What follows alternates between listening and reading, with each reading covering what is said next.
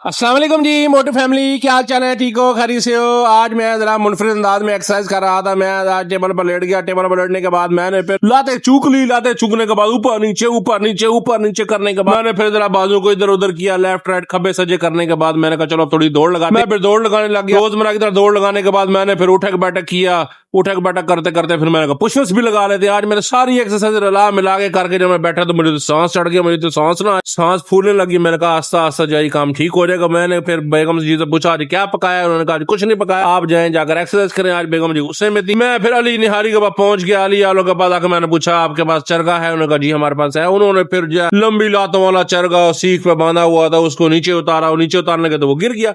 उसको उठाकर फिर बड़े से कढ़ाई में डाला। जब उसको कढ़ाई में डाला तो वो फटफट फटफट करने लगा क्योंकि तेल गर्म था। जब तेल गर्म था तो फिर वो बनकर तैयार हो। मैंने फिर उसको शापर में पैक कराया, साथ कांडे कूंडे भी डाल लिए, प्याज श्याज सलाद वगैरह बनवाकर फिर मैं दौड़ लगाता हुआ जल्दी जल्दी अपनी सुंदरी के साथ घर पहुंचा। फिर आते साथ मैंने चावलों को प्लेट में कल्टी की क्योंकि ये चावल भी साथ देते हैं। फिर मैंने क्या किया, मैंने कहा चलो फिर लंबी लंबी लातों वाला ये कुक्कड़ है इसको पकड़ते हैं। वैसे तो ये हमसे पकड़ा नहीं जाता, अब तो ये कहीं भाग नहीं सकता, अब ये हमारे काबू आ गया। मैंने फिर उसकी लात को मुड़ोड़ा मुड़ोड़ा देकर फिर जब दंदी काट के खाया, मजा आ गया।